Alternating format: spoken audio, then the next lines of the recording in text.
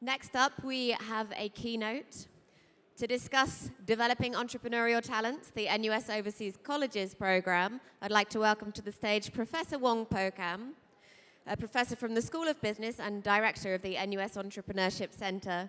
Welcome to the stage. Thank you very much.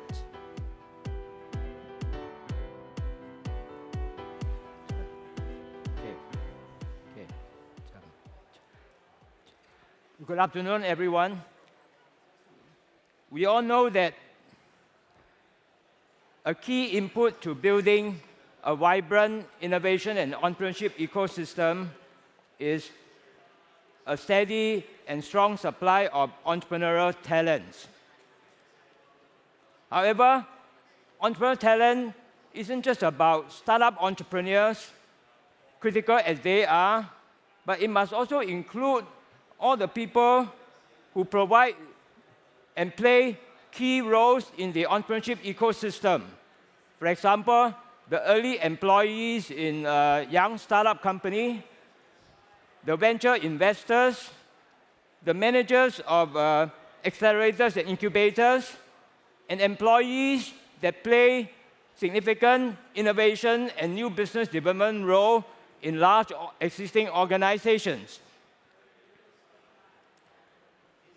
How do we develop entrepreneurial talents? There's a vast body of academic research that have examined these questions. Generally, the literature has found that only 20 to 30% of the variations among individuals in terms of entrepreneurial propensity can be explained by genetic factors. So another 70 to 80% have to be explained by various environmental factors. And these factors can include prevailing social cultural norm. It could include whether you have a family business background or whether you have an early exposure to entrepreneurial role models. In this regard, education institutions can actually play an important role by shaping the environment that influences the individual.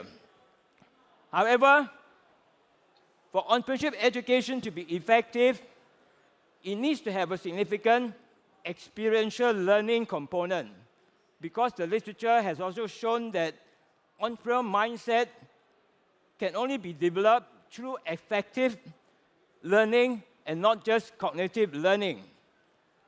In addition, in an increasingly globalized world, it is also important for entrepreneurship education to inculcate a global mindset, to expose the young to the opportunity and competition in the global market.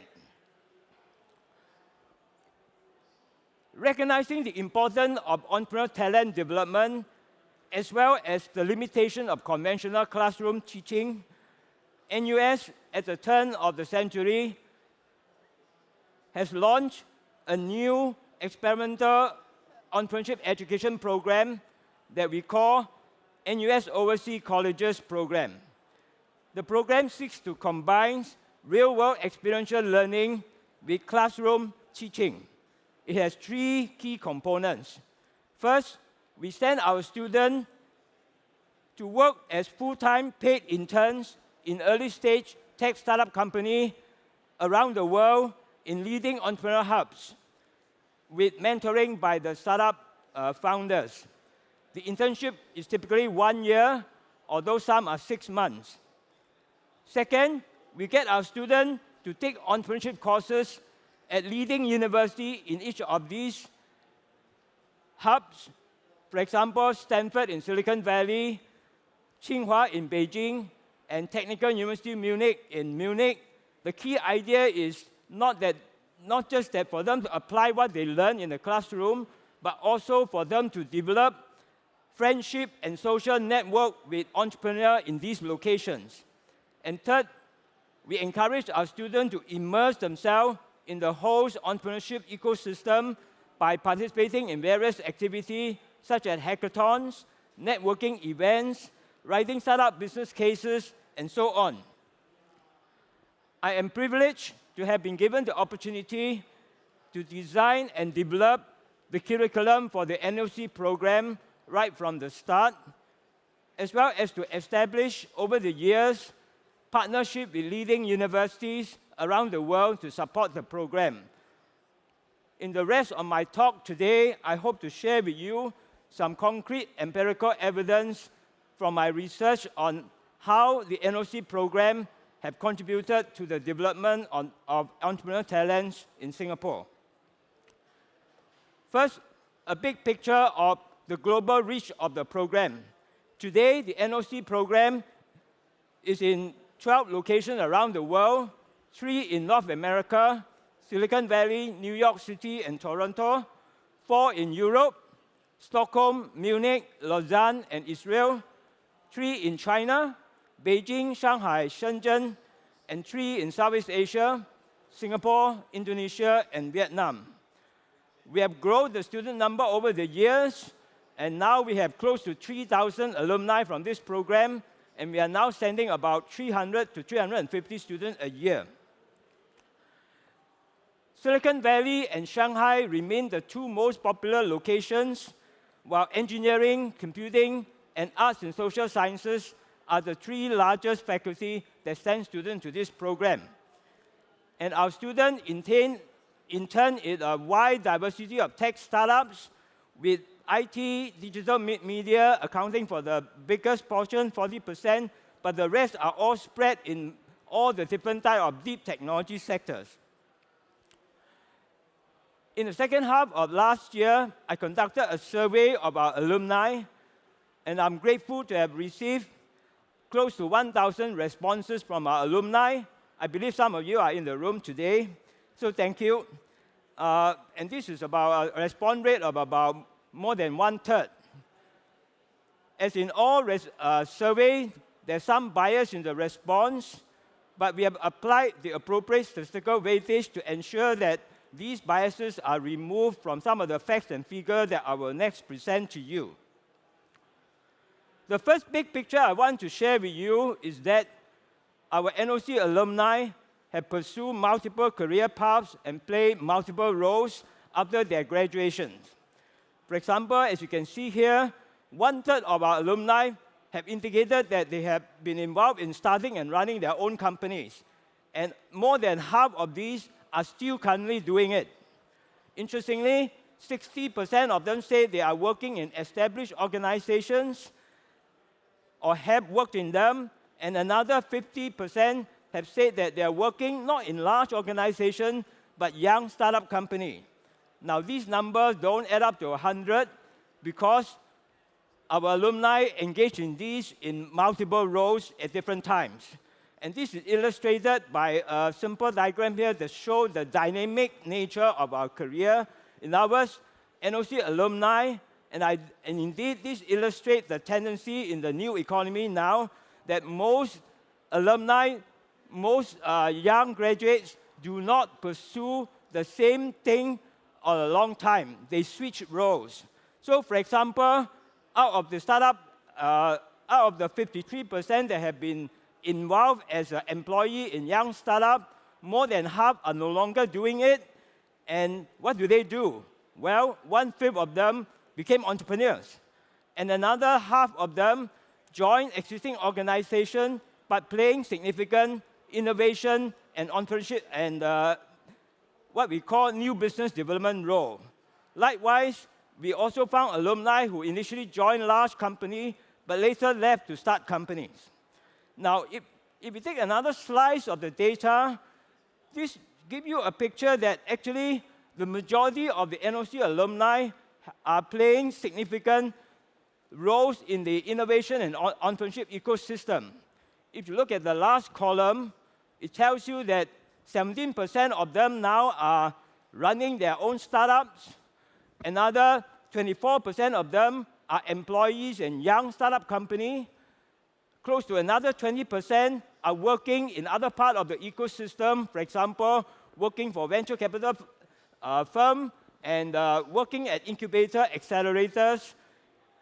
And then we have another 37% who join established companies, but they are playing new business development, new product development, in other words, innovative role.